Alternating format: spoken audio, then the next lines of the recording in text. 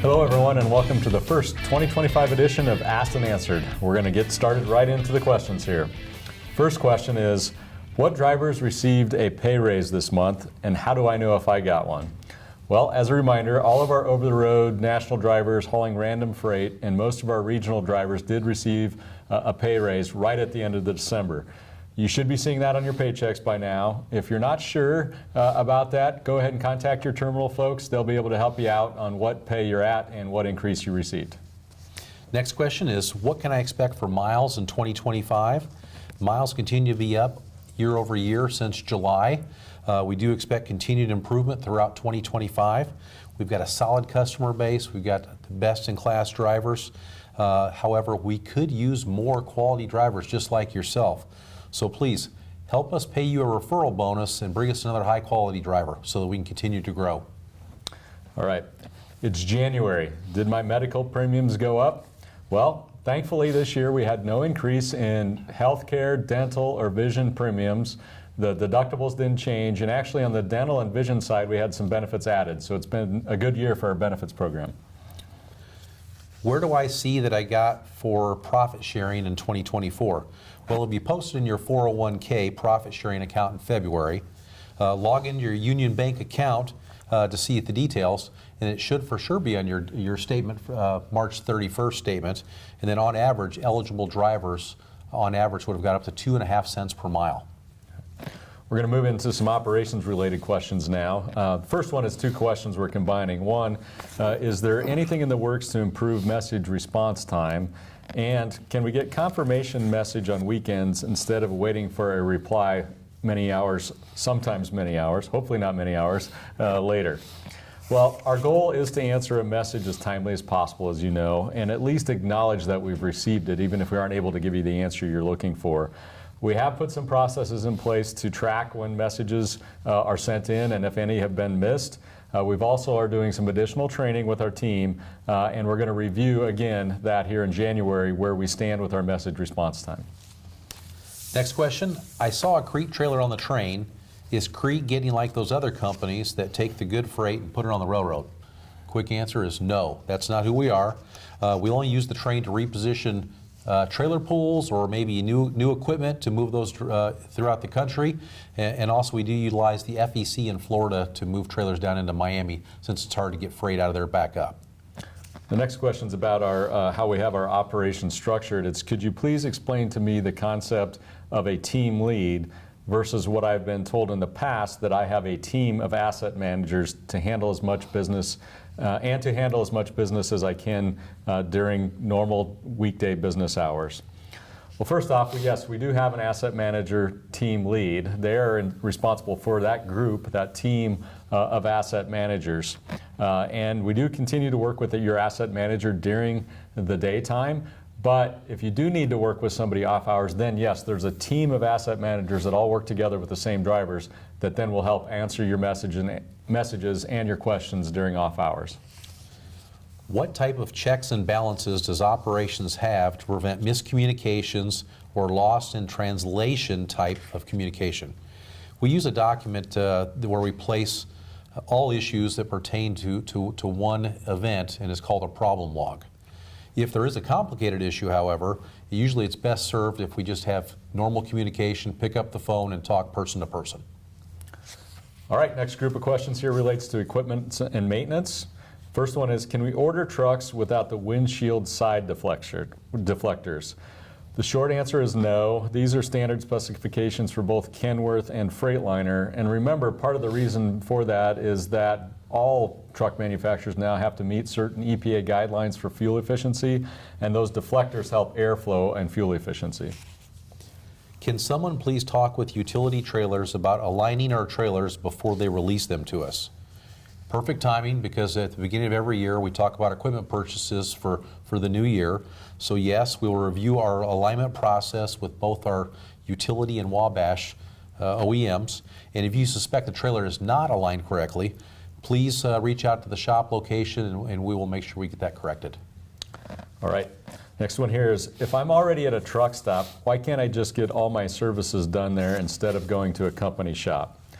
Well, as we've been talking about, over the last couple of years, we've grown the number of technicians we have at our own shops, and we know from history we get better quality, more thorough work when done at our own shops.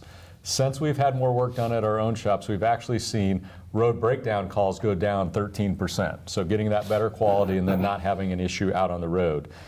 We also see overall less rework needing to be done if we do the work at our own shops. Can we develop a system to give drivers a true wait time for breakdown while on hold? I have had the service to tell me for 45 minutes that my wait time is less than 1 minute, which obviously was not true. We apologize for that. Recognize the estimated wait time calculation does not always give a good and/or accurate picture. We are working with our IT. We asked them before filming this today, did not get an answer back, so we're going to do some further testing and make sure we improve that for better accuracy. Next one here is, it sounds a little bit like my mom. Why did the mechanic tell on me to my fleet manager about my truck being dirty when I went in for my B service? My truck is my house and it's fine. It's kind of like my room when I was a kid. It's my room and it's fine, right? Well, first off, we all need to maintain a reasonably at least clean and safe environment for both you and your technicians, kind of similar to what my mom told me about my room. So the other thing is, be a good host. If you're taking your truck in for work, a technician's going to have to be inside that truck. Make sure it's clean, make sure it's safe for that technician. And also, we know that a clean, organized truck really sets a good impression when going to one of our customers, as well as when going through a DOT inspection. Has anything changed that would lead to more frequent truck idling? Nothing significantly has changed in our network or with the equipment we purchase. If you believe your truck does have an issue, please stop by any of our Crete shops. Will we be getting a second shift of technicians at the West Memphis terminal shop, or will it have only one shift and continue to close at 5:30 p.m. every day? Well, this is something we're looking in and yet to be determined. Obviously, that's going to depend on workflow we have coming through that area, as well as repair needs and other things in our overall network. Part of that also goes into technician availability in a market, so we look at this as at all markets, not just West Memphis. All right, next section is facilities. Is Wilmer done yet? We wish it was, but it's getting there. And have we started to build in Lakeland? So great questions. Wilmer office should be done end of this month, early February, and continue to pave more and more parking lot, and that should be done by March. Now remember, with that, we'll be adjusting parking from one spot of the lot, another spot of the lot, so be patient. Will be a lot of change over the next month or two, but really we're not far away from having the complete yard and office done, and it's going to look amazing. Also on the Florida part, we did just hire a builder for the Lakeland facility, so we should start that in March after the final building permit is issued. Eric, speaking of Wilmer, just this morning, I saw on the cameras down there, we had drivers just driving over the cones that we had blocking off new pavement to park there. Please don't do that. We have to let that pavement cure for a set number of days in order for it, one, to be good, solid base to park our equipment on, and second, for our warranty. Certainly, if anything goes bad with that concrete over time, it can be very expensive. If the warranty is voided because you're driving on it, that's going to cost us a lot in the future. Next question then is, are there any plans to update/renovate the showers in Kansas City, Missouri for the terminal there? Well, Eric and I were actually down in Kansas City not too long ago, and that is one thing we did note. So yes, we have that on the list to be reviewed and potentially be either updated, fully renovated. We're still working on a plan for that. Will future terminals that the company builds have fuel pumps? There's a lot of expense and compliance costs and risk level with fuel. So really we balance that with availability of the fuel at truck stops and how far away that is. So always to be determined depending on each terminal location. All right, when does the company decide it's the right time to get a new company car for the drivers? Well, we do purchase cars as needed. We watch the condition of those. If there is a car with an issue, make sure you're letting that terminal know where that car is at. And we have just actually in the last couple of months purchased 9 new vehicles and spread those out amongst the terminals that needed them. Why is it that all the terminals that have fuel, Lenore City is the only location where you can't lock fuel nozzles when filling? Really appreciate you asking that question, so it kind of made us go back and look. So Thanks for that, because we're most likely going to take the locks being removed off all the nozzles because of the number of fuel spills. So obviously we're having less fuel spills in Lenore City because the locks are removed. So thank you for helping us on that. Can we get truck window wash buckets at the Mechanicsburg Fuel Island? Yes, we can. We looked, and currently we have buckets in solution and squeegees at Lincoln, Wilmer, and Lenore City, but we didn't have them in New Kingstown and Marietta. So we're going to add them to both of those places as well. Why can't the fuel islands be open after maintenance goes home?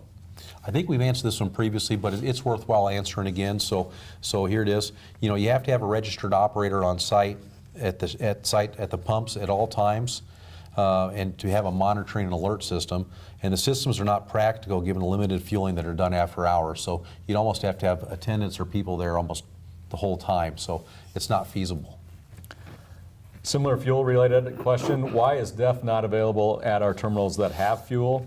Well, installing a DEF system is really a fuel-independent system, structure, nozzles, metering, and one of the challenges is DEF can freeze. So at almost all of our places that we have fuel, it can freeze. And you might say, well, Atlanta and Marietta, well, Marietta and Dallas, well, just today, it's below freezing in both Dallas and Marietta. So yes, it can freeze. So these types of systems are very expensive. They have a lot of maintenance issues, so we're not adding them at this time. What we have been doing is we've had the maintenance team, whenever your truck is in the shop, top off your DEF with the DEF they have inside the shop. Yeah.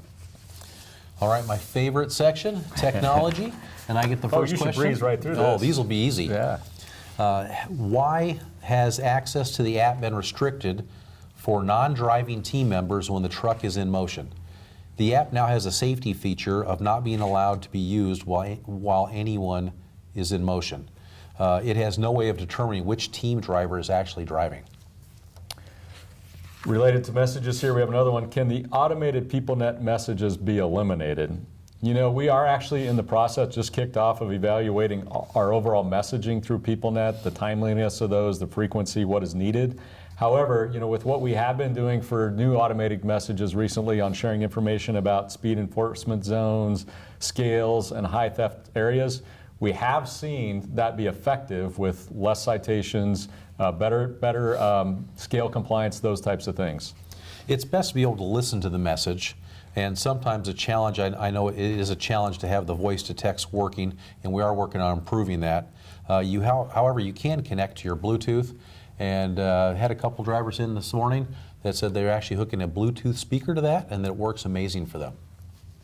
Next question is, how about the option of having PrePlans texted to our phone? Well, we are working with PeopleNet on options like that and to provide more functionality directly to your phone, but remember, you can see the pre-planned messages on the Creek Carrier app, and you can load that on your phone. Could we be allowed to enter our information on the Loves and TA apps on our tablets? The Pilot Loves and TA apps are already installed. However, you can only enter your information into the Pilot app. Thank you for pointing that out. We really appreciate that. It made a lot of sense. Our team worked on that quickly, and PeopleNet, I believe, now has that working. Yeah. Going to move to some safety-related questions. First one here is regarding T1 inspections. Could you explain how drivers were taking advantage of the previous T1 inspection system?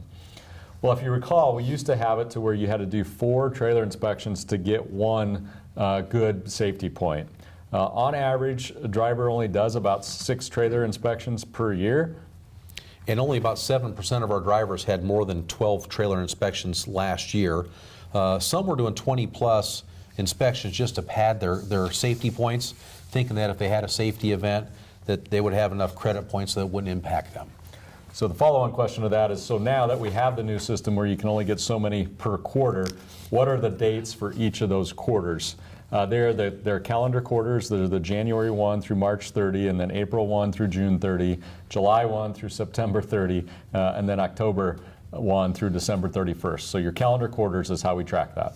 And then the next question relating to that again is, what about those of us who have 12 trailer points for the year already? Well, the new trailer point guidelines are based on the calendar year, so all drivers will start over January 1, 2025. We have a couple questions that were related, so we're going to hit those both here. The first one is, are we still paying for DriveWise scale bypass? It seems kind of strange to pay for a system to bypass a scale, yet before the scales, now I get an alert about putting air in my tires. And the second one is, are we supposed to stop on the shoulder to check our tire pressure and tread depth before crossing the scales now that we are getting an alert before we get to the scale? Well, first off, no. You should only be stopped on a shoulder for emergency purposes. And tire pressure is actually best checked before you start your trip. DriveWise does not ensure that all trucks will receive a bypass instructions to begin with. Percentage of trucks will still receive pull-in instructions. And then some scales obviously now have tire sensors that are identifying flat and or underinflated tires. The alerts you're now receiving were placed around scales with the highest number of tire violations. They are intended that you should get that alert far enough in advance that there should be safe places for you to get off the interstate and park and check those tires if you need to. Now again, you should have checked them already, so you shouldn't really need to, but we're giving you that extra opportunity. If you get an alert where there wasn't a safe place for you to pull off the interstate or highway to park before you got to the scale, please contact safety, your safety assistant, and we'll get that corrected. The miscellaneous section. So All right. we're nearing the end of The grab bag questions. here. Yeah. Yeah. Are team drivers eligible for the Terminal Driver of the Month awards? Answer is yes. Team drivers are eligible for the Terminal Driver of the Month. All right, next one. Can we please do something other than free meals for the Driver Appreciation Month? Well, as you know, for Eric and me and for everyone else, driver appreciation, it's not about that free meal. We've done different things over the years. We've had, some drivers like this, other drivers like that. It's not about finding what's the right recognition item for different drivers. And we also know that having, what number of events could you have to try to get everyone there? It's really not necessarily all about the events and the free meals. It's more about us saying, thank you. We appreciate what you do each and every day. We recognize the challenge of your job. We appreciate how you work together as a team. And so we try to do the best we can to convey that message each and every day. Certainly during Driver Appreciation Month, we want to do a better job at that. But it's really difficult to find just the right thing that every driver is going to like. I was wondering if you had looked into taking over the Walmart DC in Arcadia, Florida. When that does come up for bid, we will try and get that. We'll work on that for you. Can we please look at revising breakdown pay? Well, with breakdown pay, we do try to be as fair as possible. As you know, many companies don't pay breakdown pay at all. And obviously, we want to do the best to keep you productive. So if you're broken down, we try to get you a loaner truck. We try to get you to go out and do a truck retrieval, do something more so you can make more money than that breakdown pay. And obviously, we just try to have the best overall pay in general. As an example, we just raised our OTR/regional pay here recently, which I think that's just great. And we'll continue with the safe productivity bonus from 2024 into 2025. And for those of you drivers on other fleets than the pay that we just raised, we are working hard with customers to get rate increases. It's been a battle. We were fighting a couple of those battles just today. And as we get pay increases, rate increases from those customers, we're going to look to raise driver pay on all of our fleets. Next question is, could you consider not having the Petro in West Memphis as a fuel stop? When we got that question, I contacted the fuel desk. We got plenty of other options in that area. We have shut off that fuel stop.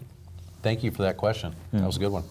How do I submit a question to asked and answered? The most important question of all here. Yes. Yeah. Submit the question to driverquestions@creekcarrier.com or a direct message through Facebook. Once again, great questions. Appreciate all those. Puts Tim and I at a challenge to find out some of these answers, and we enjoy that, and it's really great to find the best ways to serve all of our great drivers. We hope to see you again sometime soon. As always, if you're coming through Lincoln, reach out to Eric and me. Maybe we'll be able to have a cup of coffee, have breakfast, or have lunch. We'd be happy to answer any questions you have in person as well. Thank you.